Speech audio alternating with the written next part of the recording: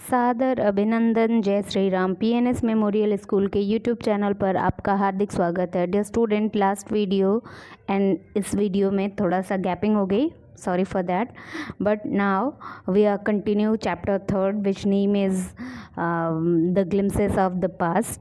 Okay, class 8 का जो chapter 3 है इंग्लिश टेक्स्ट बुक का, उसका जो अब तक हमने पढ़ा ग्लिम्सेस ऑफ द पास्ट का, उसका जो बचा हुआ पार्ट है वो आज हम इस एक वीडियो में ही पूरा कवर कर लेंगे। ओके, तो 3 पॉइंट्स हमने देख लिया था and now the turn off point number 4। Okay, तो चलिए स्टार्ट करते हैं।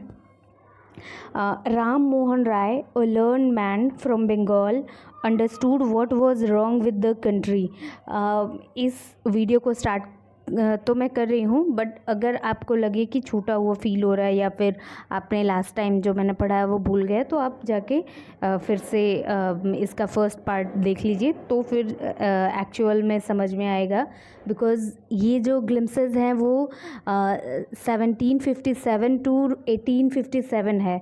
तो अब तक हमने 1757 टू 1772 तक हमने देख लिया कि किस तरह से सिचुएशन वर्स्ट होती जा रही थी हम इंडियंस के लिए, और उसका रीज़न क्या था, किस तरह से जो इंग्लिश मैन थे वो हमें परेशान कर रहे थे, हमारी पूरी जो कल्चर है उन सारी चीज़ों को ख़त्म कर रहे हैं, हमारी लोगों का जो सेल्फ़ रिस्पेक्ट है उसको हर्ट कर रहे हैं, उसको ख़त्म कर रहे हैं। ठीक है ना। तो ये सारी चीज़ों के लिए आपको पहले का जो इससे पहले वाली वीडियो है वो देखना पड़ेगा। Now Ram Mohan Roy, a learned man from Bengal, understood what was wrong with the country। Okay, एक लर्न मैन है, पढ़े लिखे समझदार इंसान है जिनका नाम राम मोहन राय है। वो जो कि कहाँ के थे, बंगाल के थे, और वो ये समझ चुके थे कि हमारे देश के साथ जो ये सारी प्रॉब्लम्स आ रही हैं उसका मेन वजह क्या है, वो ये जान चुके थे। ओके, राजा राम मोहन राय, जिनका नाम राम मोहन राय, बट उनको राजा की टाइटल मिली। तो ये एक जो सोशल रिफॉर्मर कह लो, ठीक है ना। क्या होता है जब हम बहुत लंबे टाइम से एक तरह से रह लेते हैं ना, तो किसी भी रूल में, तो उसमें कुछ ग्लिचेज आ जाते हैं। और होता क्या है कि हमारे यहाँ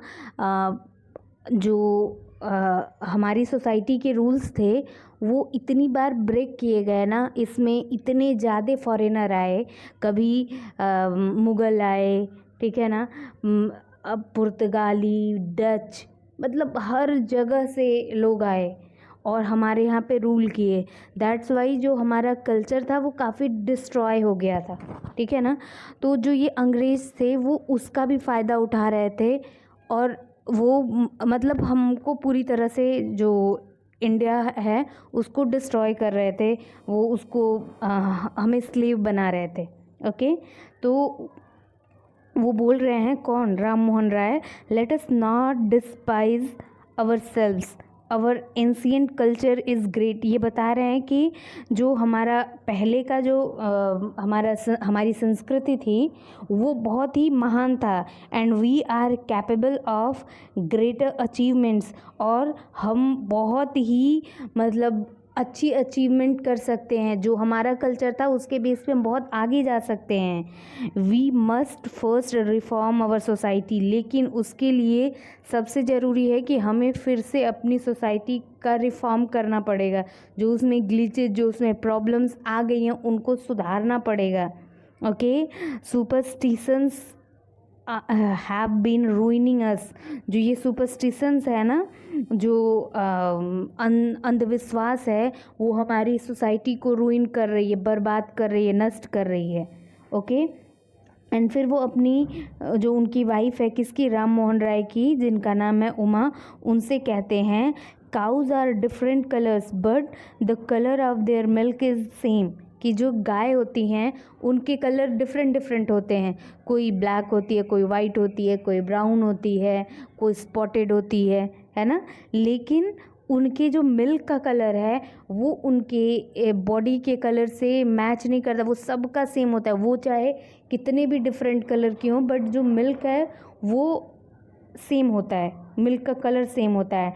different teachers have different opinions. और वो आगे कहते हैं कि जो अलग अलग जो टीचर्स हैं उनके भी अपने अपने ओपिनियन हैं, ठीक है ना, अपने अपने थॉट्स हैं, but the essence of every religion is the same. लेकिन इन सारी चीज़ों के का जो इसेंस है, जो निचोड़ है, वो क्या है, सेम है। यानी कि हम दिखते भले ही अलग अलग है, हमारी सोसाइटी में बहुत तरह की चीज़ें हैं, बट जो हमारी सोसाइटी का, हमारे कल्चर का जो निचोड़ है वो क्या है, एक ही है। हम बहुत स्ट्रांग है, बट सारी चीज़ें क्या हो रही हैं, जो अंग्रेज़ हैं वो हमें परेशान कर रहे थे। He was attracted by science and modern knowledge. अब आगे बताया जा रहा है किसके बारे में, राम मोहन राय के बारे में, कि वो साइंस और मॉडर्न नॉलेज, जो आधुनिक जो ज्ञान था, जो साइंस है, विज्ञान है, उसको लेके वो बहुत ज़्यादा अट्रैक्टेड थे, मतलब उनको बहुत अच्छा लगता था। Knowledge should be practical and scientific. वो कहा करते थे कि नॉलेज कैसा होना चाहिए, प्रैक्टिकल, व्यवहारिक और वैज्ञानिक। मतलब जो भी हमको ज्ञान मिल रहा है वो अंधभक्ति वाला नहीं, उसका एक अच्छा बेस होना चाहिए, मतलब वो लॉजिकल होना चाहिए। ओके, फिर वो आगे कहते हैं, उनके बारे में बताया जा रहा है कि he cross the seas and went to England to see what made the British powerful. ठीक है ना। तो वो जब ये सारी प्रॉब्लम्स देख रहे थे तो उन्होंने डिसाइड किया कि अगर हमको जो इंग्लिश हैं वो इस तरह से हमारे पूरे देश में स्प्रेड हो रहा है तो उनकी कुछ तो क्वालिटी होगी, तो हमें पहले वो जानना होगा कि वो उनकी क्वालिटी क्या है, और किसी को जानने के लिए हमें उसके पास जाना होगा। तो ही डिसाइडेड कि I have to go England, कि मुझे इंग्लैंड जाना है, ठीक है, और वो चले गए इंग्लैंड। ही क्रॉस द सी। और जानते हैं हमारे यहाँ के लोगों की प्रॉब्लम ये थी कि वो सी क्रॉस नहीं करते थे, क्योंकि उस टाइम की जो सोसाइटी थी उनके अकॉर्डिंग जिन्होंने भी समुद्र को क्रॉस किया वो अपने धर्म से भ्रष्ट हो गए, मतलब उनका धर्म ख़त्म। तो राम मोहन राय इन्होंने ये करेज किया कि ये समुद्र पार करके इंग्लैंड गए, ठीक है, ये देखने के लिए कि what made the British powerful, कि जो ये ब्रिटिश है, जो ये अंग्रेज़ है, इनको ऐसी क्या चीज़ है जो इनको इतना पावरफुल बनाती है। There he told them. और वहाँ पे जाके वो उनसे कहे, किससे, इंग्लिश मैन से, कि we accept you as rulers, ठीक है, कि हम आपको एक शासक के रूप में एक्सेप्ट कर लेते हैं, ठीक है, and you must accept us as subjects.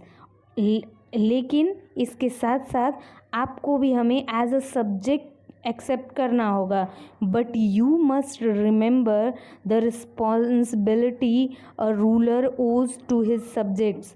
और इसके साथ ही कि आप रूलर हो गए, हम सब्जेक्ट हो गए, लेकिन इसके साथ ही आपको ये भी ध्यान देना होगा कि एक रूलर का अपने सब्जेक्ट के प्रति क्या रिस्पॉन्सिबिलिटी होती है, क्या कर्तव्य होता है, ये भी आपको ध्यान में रखना होगा, ठीक है।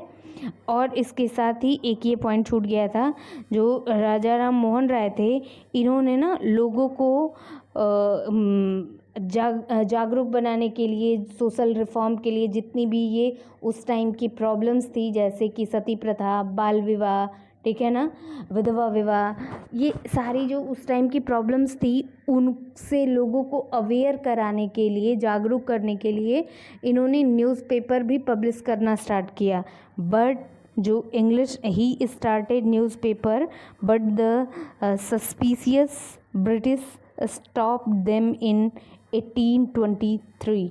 लेकिन जो ब्रिटिशर्स थे इन्होंने न्यूज़पेपर पब्लिश करना स्टार्ट किया, लेकिन जो अंग्रेज़ थे उन्हें लगा कि अगर ये न्यूज़पेपर जरिया बन गया लोगों को जागरूक करने का, जब ये लोग खुद बहुत ज़्यादा स्ट्रांग हो जाएंगे तो हम इन पे रूल नहीं कर पाएंगे। That's why they stop publishing their newspaper. Okay, जो राजा राम मोहन राय का जो न्यूज़पेपर था उसको इन्होंने पब्लिश करने से बैन कर दिया, रोक दिया। ओके, तो चलिए नेक्स्ट है ऑपरेशन। ठीक है, ये आपका 1765 टू 1835 का। तो एक तो आपने प्रॉब्लम देख लिया। अब और क्या क्या रीज़न बने जिसकी वजह से जो रिबल है, जो रिवोल्ट है, भारतीयों के मन में जो विद्रोह की भावना थी वो कैसे पनपना स्टार्ट की, अब ये आपको देखने को मिलेगा। ठीक है ना। पहले तो आपने देखा कि वो आप आगे ही नहीं बढ़ने देना चाह रहे थे, उनका खुद का रूल अपने लिए अलग था, इंडियंस के लिए अलग था। ठीक है ना। तो उसी तरह के और भी रूल्स बनेंगे। दैट्स वाई जो इंडियंस हैं उनके अंदर एंगर जो है वो बढ़ता जाएगा।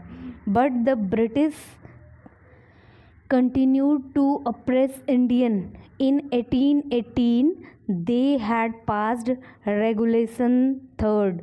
Under it, an Indian could be jailed without a trial in a court.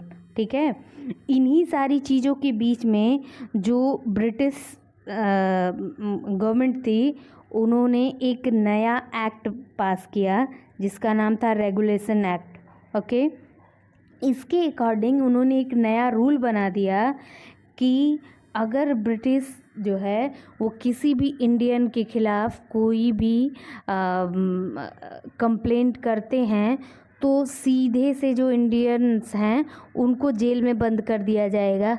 उनकी क्या मतलब, उनको सुना ही नहीं जाएगा। ठीक है ना, उनको सीधे जेल में बंद कर दिया जाएगा। और इसके साथ ही all the time British officers in India drew big salary and also made fortune in private business. Okay, और एक तो इंडियंस के साथ उनको अपनी बात तक रखने का मौका नहीं मिलता था। जो ब्रिटिश ऑफिसर्स थे, अगर उनके हिसाब से उनके अकॉर्डिंग आपने काम नहीं किया तो वो आपको जेल में बंद कर देते थे। और आपके पास इतनी भी पावर नहीं थी कि आप अपने फेवर में अपने लिए आवाज़ उठा पाएँ, आपकी बात ही नहीं सुना जाता था। और जो ब्रिटिशर्स थे वो दिन प्रतिदिन धनी बनते जा रहे थे। कैसे? उनको एक तो बहुत ज़्यादा सैलरी मिलती थी जब इंडिया आते तो, और उसके साथ ही वो अपना खुद का प्राइवेट बिजनेस, अपना बिजनेस भी चलाते थे। दैट्स वाई वो कंटिन्यू ग्रो कर रहे थे। आपको ये चीज़ जान लेना यहाँ पे ज़रूरी है कि जो ब्रिटिश अधिकारी थे ना, ब्रिटिश से जो जितने भी ये बड़े बड़े अधिकारी आके भारत में उनको बनाया जाता था, वो केवल भारत में ही उनको वो पोस्ट दिया जाता था। अगर वो ब्रिटेन में हैं तो उनको इस टाइप के पोस्ट नहीं दिए जाते थे। जानते हैं क्यों? क्योंकि यहाँ पे जो भी अधिकारी आते थे तो उनको रूल करने आता था, मतलब बस वो शासन चलाते थे, एक तरह से तानाशाही कह लो। ठीक है ना। वो खुद कुछ नहीं करते थे। इवन अपनी शूज़ पॉलिश से लगाए छोटी छोटी चीज़ भी इंडियन से कराते थे।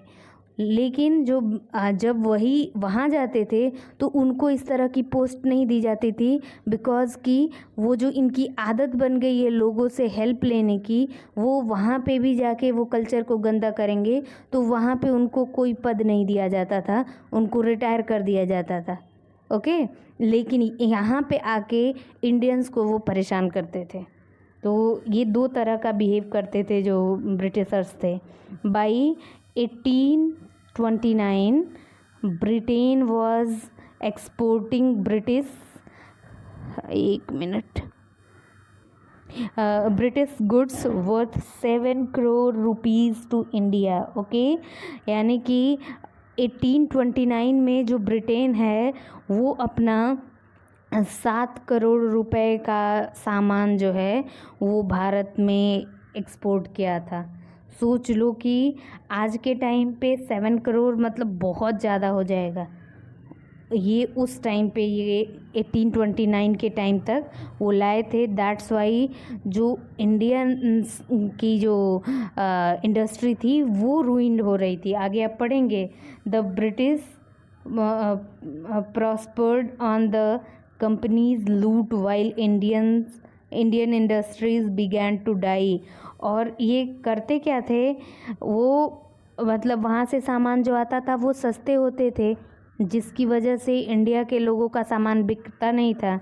ओके, जो ब्रिटिश थे वो समझिए एक तरह से, जो ये ब्रिटिश थे, जो कंपनी थी ईस्ट इंडिया कंपनी, वो इंडिया की इंडस्ट्रीज़ को लूट रही थी, मतलब एकदम से ख़त्म कर रही थी, इंडिया के लोगों को लूट रही थी। और धीरे धीरे जब हमारे सामान को कोई लेगा नहीं तो हम बनाना भी बंद कर देंगे। दैट्स वाई जो हमारी इंडस्ट्री थी वो मर रही थी, मरने लगी, यानी कि ख़त्म होने लगी। Governor general Bentinck reported back home the bones of the cotton weavers are bleaching the plains of India। ठीक है, जो गवर्नर जनरल विलियम बेंटिंग थे, उन्होंने जब वो वहाँ पे गए तो उन्होंने ये रिपोर्ट किया कि the bones of cotton weavers are bleaching the plains of India. जो उस टाइम पे इंडियंस थे ना, उनका सबसे बड़ा जो काम था वो सूत काटते थे, ठीक है ना, ये इनका मेन बिजनेस था।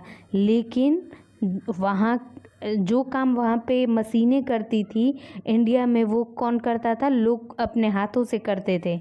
और इसकी वजह से ये पूरी तरह से वहाँ की जो सस्ती चीज़ें थीं, वो वहाँ के कपड़े सस्ते पड़ते थे, और इंडियन इंडस्ट्री धीरे धीरे ये सारी चीज़ें क्या हो गई, ख़त्म हो गई, बर्बाद हो गई। डिससैटिस्फैक्शन, और जब आप किसी को बहुत ज़्यादा परेशान करोगे ना तो डिससैटिस्फैक्शन नॉर्मल सी बात है। और जब ये डिससैटिस्फैक्शन होगा तो क्या काज, उसका कारण क्या बनेगा, उसका रीज़न क्या, मतलब जब ये इतनी डिससैटिस्फैक्शन होगी तो उसका रिज़ल्ट क्या होगा, अब हम इसमें देखेंगे। ये जो अब एक ये देखो, एक ब्रिटिश हैं, वो क्या बोल रहे हैं, education in India was in Persian and Sanskrit. In 1835, a Englishman named Macaulay suggested a change। ठीक है ना, जो 1835 था, उसमें भारत में जो शिक्षा थी वो 2 लैंग्वेज में दी जाती थी, एक संस्कृत और एक पर्सियन। ओके, एजुकेशन के लिए 2 ही लैंग्वेज थी। तो एक इंग्लिश मैन था जिसका नाम था मैकाले, उन्होंने एक सजेशन दिया। ये जो मैकाले था, ये जो आज हम इंग्लिश सब्जेक्ट पढ़ते हैं उसको हमारे कल्चर में लाने का काम यही मैकाले किया था। और इसके पीछे इसकी सोच कोई बहुत भली सोच नहीं थी कि हमको एक लैंग्वेज पढ़ना है। वो देखिए, बड़े जो अच्छे काम थे उनके लिए, जो हाई पोस्ट वाले काम थे वो इंग्लिश मैन करते थे, लेकिन जो ये छोटे छोटे काम होते थे ना, उनके लिए ये इंडियंस को रखते थे। तो वो इस पर्पस से इंग्लिश को हमारे सिलेबस में ऐड करना चाहे, ताकि उनको छोटे छोटे काम के लिए ब्रिटेन से लोगों को ना बुलाना पड़े, यहीं के लोगों से वो छोटे काम करवा लें। ओके, तो we should teach the native through the English language, I agree. तो वो उन्होंने सजेशन दिया कि हमें यहाँ के जो लोग हैं, नेटिव्स हैं, जो यानी कि जो भारत के मूल निवासी हैं, उनको भी इंग्लिश सिखाना चाहिए, ठीक है ना, थ्रू द इंग्लिश लैंग्वेज, क्योंकि ये इनके लिए फ़ायदा करता।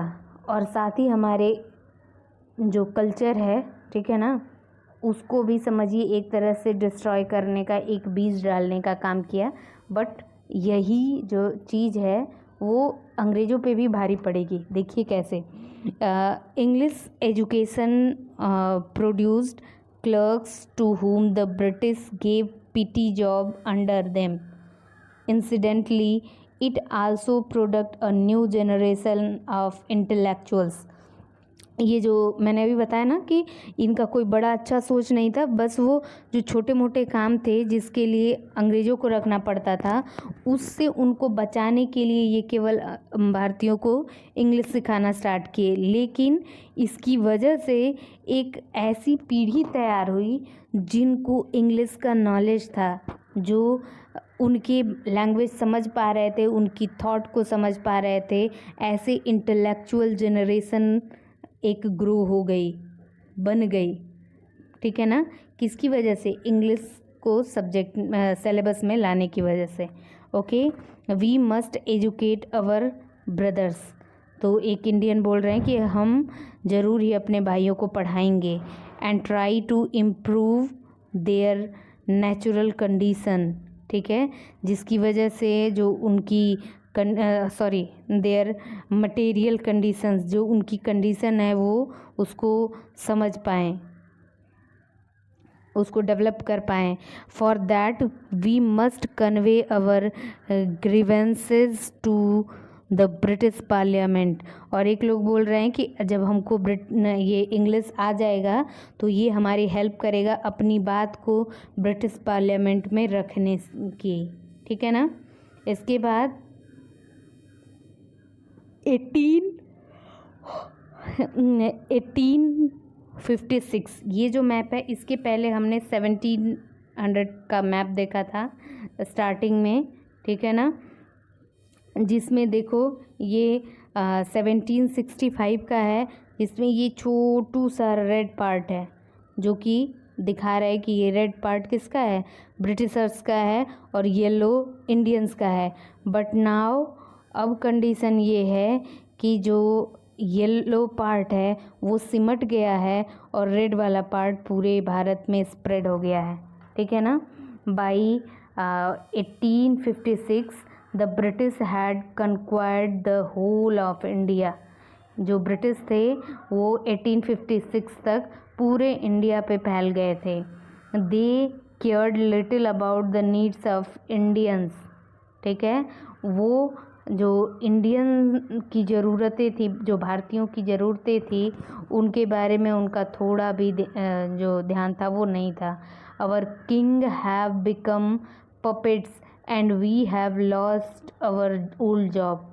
तो यहाँ पे एक लोग बोल रहे हैं कि जो हमारे किंग हैं वो कठपुतली बन गए हैं, पपेट बन गए हैं। And we have lost our job, और हम अपनी जॉब खो दिए हैं।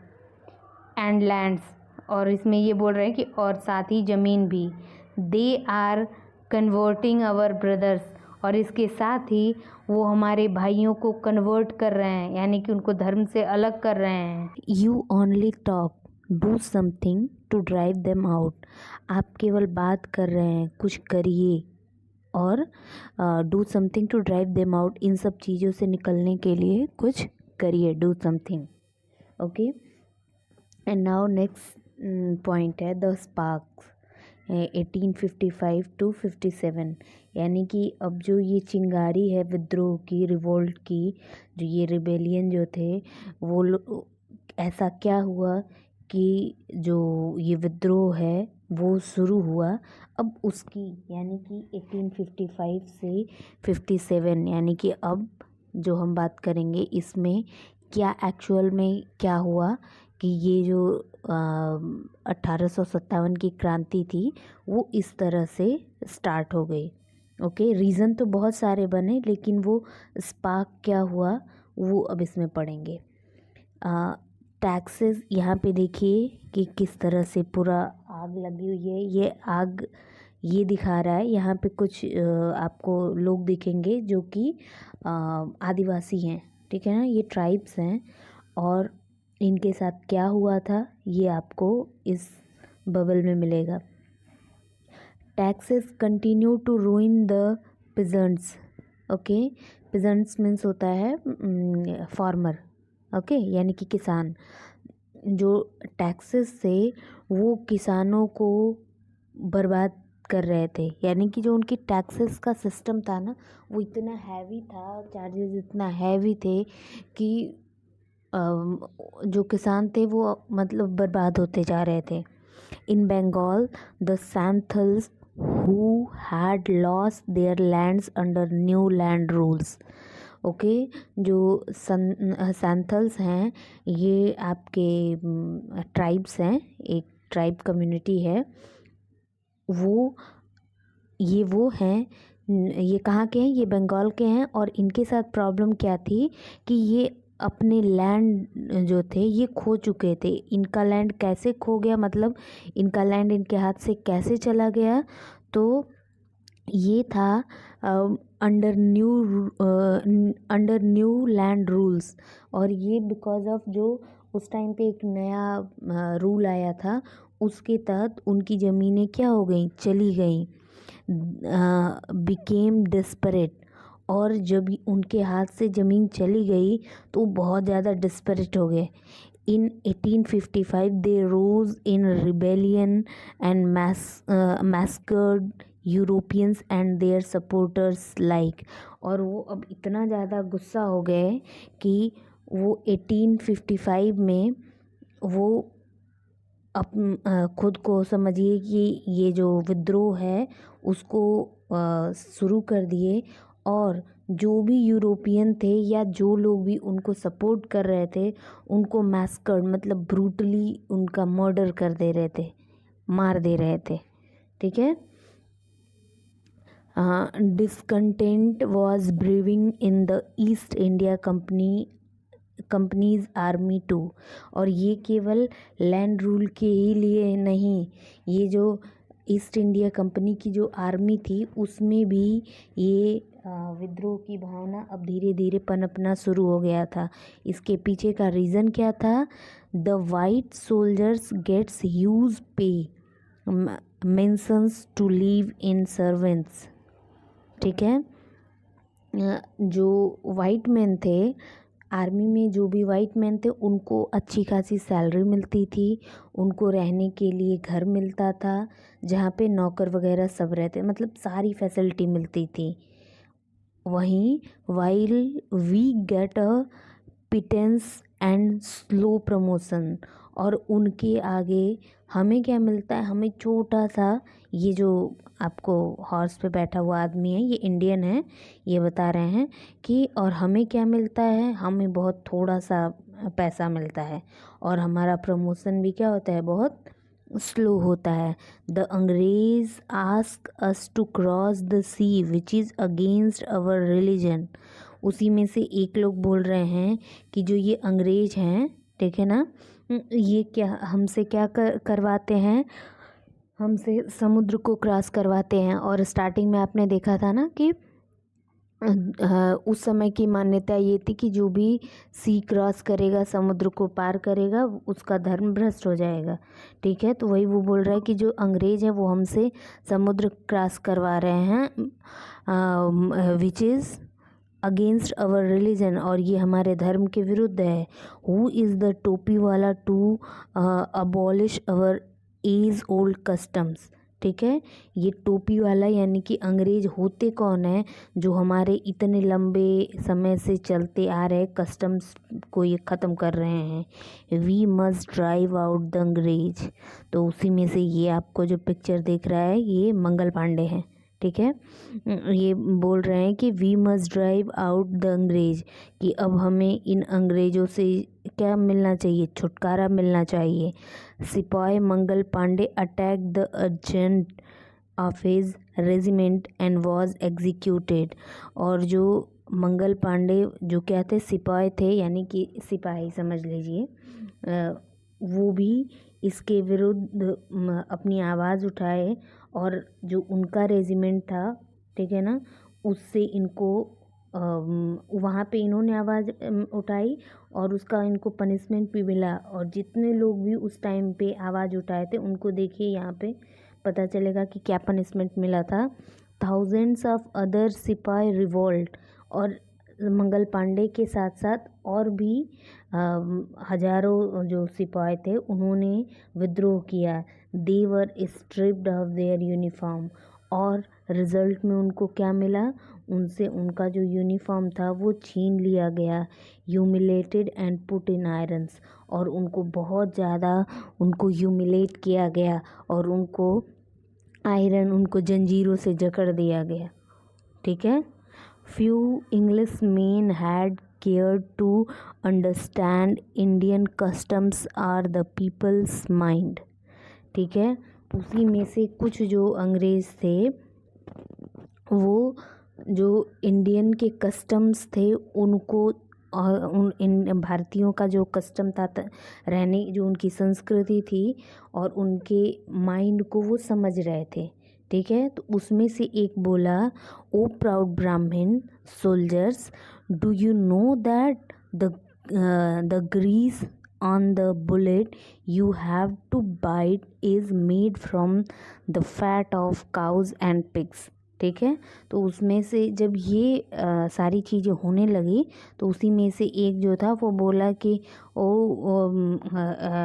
प्राउड ब्राह्मण, तुमको बहुत अपने कस्टम्स पे घमंड है कि समुद्र पार करवा दिया जा रहा है। ये सारी चीज़ें तो तुमको दिख रही हैं, लेकिन और भी बहुत कुछ है जो तुमको पता ही नहीं है। जो इतने तुमको ब्राह्मण होने पे घमंड है, वो तुम लोग का पहले ही कब का निकल चुका है। क्यों?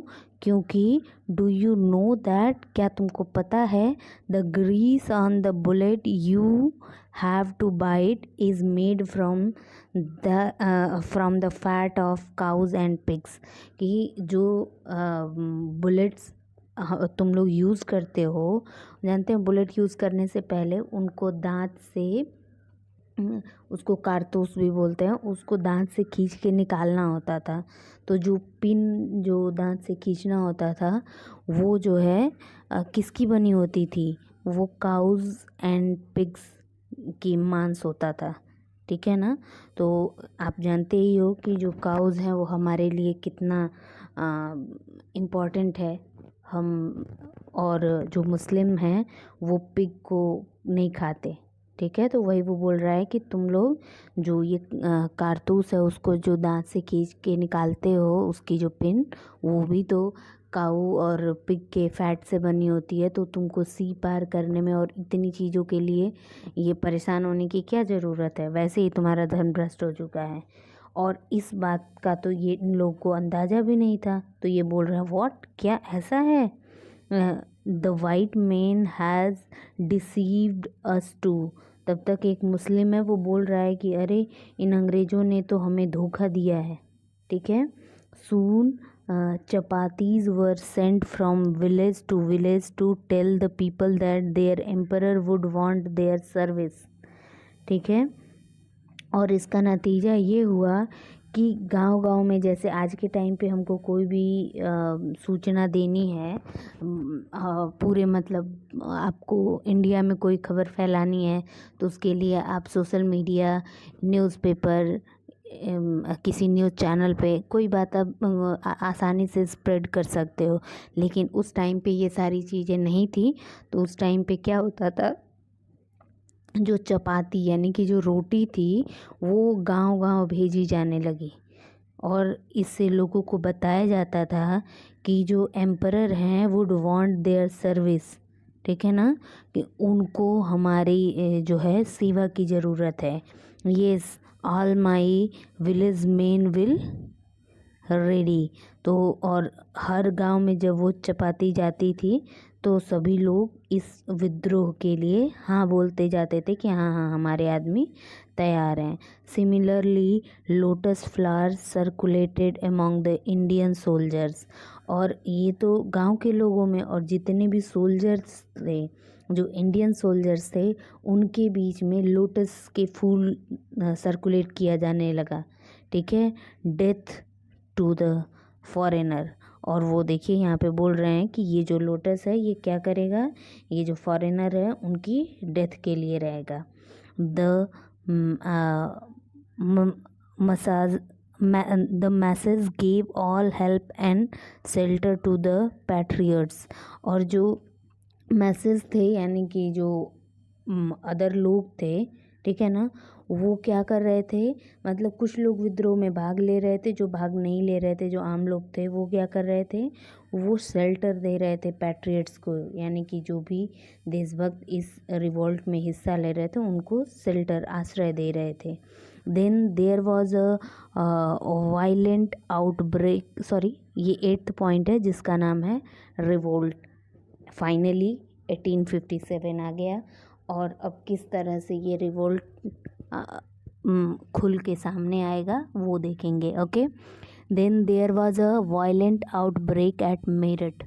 सबसे पहले मेरठ में बहुत ही भयानक रिवोल्ट जो है वो शुरू हो गया। ठीक है, फिर द सिपाही marched to Delhi, long live our emperor Bahadur Shah Bahadur Shah. तो जो सिपाही थे वो दिल्ली के लिए मार्च कर गए, और वो किसके अंडर में कर रहे थे? वो सब उस समय यानी कि मुस्लिमों के अंतिम जो शासक थे, जो एम्परर थे यानी कि बहादुर शाह, उनके अंडर में ये मार्च स्टार्ट हुआ, ये जो विद्रोह था वो शुरू हुआ।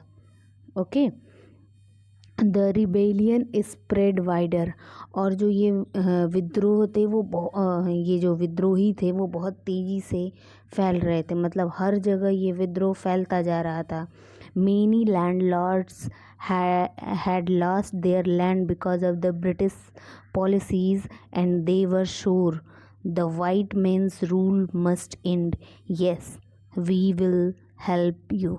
Okay, और इसके साथ ही बहुत सारे जो लैंडलॉर्ड थे, जो ज़मींदार थे, जिनकी ज़मीन ब्रिटिश पॉलिसी के थ्रू उनसे चली गई थी, वो भी क्या हो गए, तैयार हो गए कि जो हमारी ज़मीन है वो इन वाइट मैन की वजह से गई है, तो the white man's rule must end, इसलिए इन अंग्रेज़ों का जो शासन है वो ख़त्म होना चाहिए। Yes, we will help you, हम भी तुम्हारी क्या करेंगे, मदद करेंगे। द फाइट फॉर फ्रीडम, इस चैप्टर में अब आपको कौन कौन इस रिवोल्ट में हिस्सा लेगा, सारी चीज़ें नहीं हैं बट हाँ कुछ है। तो many farmer rules like Begum Hazrat Mahal of Lucknow were beater. ठीक है, the white man has taken away my kingdom, ये जो हजरत महल हैं जो लखनऊ में रूल करती थी, वो भी अंग्रेज़ों से खुश नहीं थी, तो ये भी सोच ली कि मैं भी अपने साम्राज्य को इन वाइट मैन से लेके रहूँगी। ओके, तो ये सब लोग अब धीरे धीरे उस रिवोल्ट से जुड़ते जा रहे हैं। पॉपुलर लीडर लाइक मौलवी Ahmadullah of Faizabad told the people, जो ये अब तक आपने लखनऊ को देखा, ठीक है, और मेरठ को देखा, यहाँ पे ये फैज़ाबाद है। यहाँ पे जो मौलवी अहमदुल्ला हैं वो बोल रहे हैं कि राइज ब्रदर राइज, द अंग्रेज़ इज़ रूइनिंग आवर लैंड, कि जागो जागो मेरे भाइयों, अंग्रेज़ जो हैं ये हमारे लैंड को रूइन, बर्बाद कर रहे हैं। दे ज्वाइन द, सॉरी ये हजरत महल वाला लाइन छूट गया था, दे ज्वाइन द अपसर्स अगेंस्ट द फॉरेनर, यानी कि ये भी जो है वो जो फॉरेनर थे उनके खिलाफ विद्रोह में शामिल हो गई। And the people ROUGE everywhere in Bareilly, Kanpur and Allahabad, और जो लोग थे वो केवल इतना ही नहीं, बरेली, कानपुर, इलाहाबाद यहाँ के भी लोग विद्रोह में शामिल होते गए।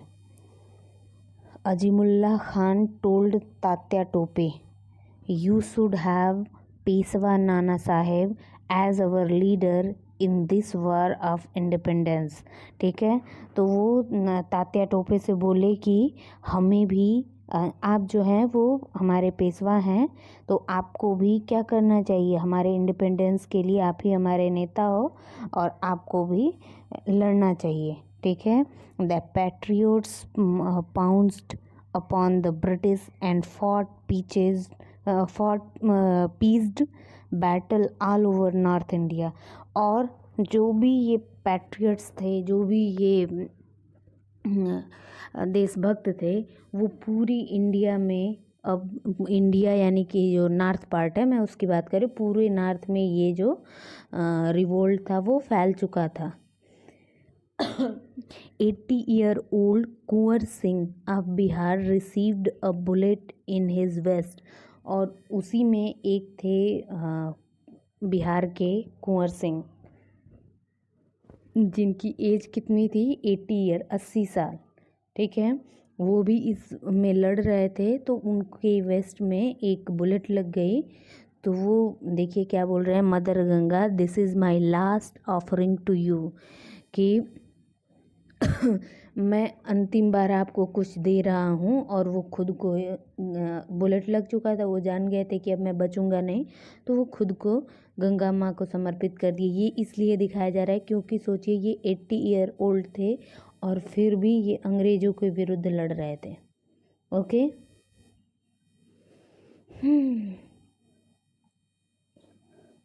तो इस तरह से आपका ये चैप्टर, मतलब इसमें इसके अलावा भी जितना इसमें दिया हुआ है यही नहीं, इसके बाद आपको झांसी से लक्ष्मीबाई और भी मतलब बहुत सारे लोग इस रिवॉल्ट में हिस्सा लिए, लेकिन ये सफल तो नहीं हुआ।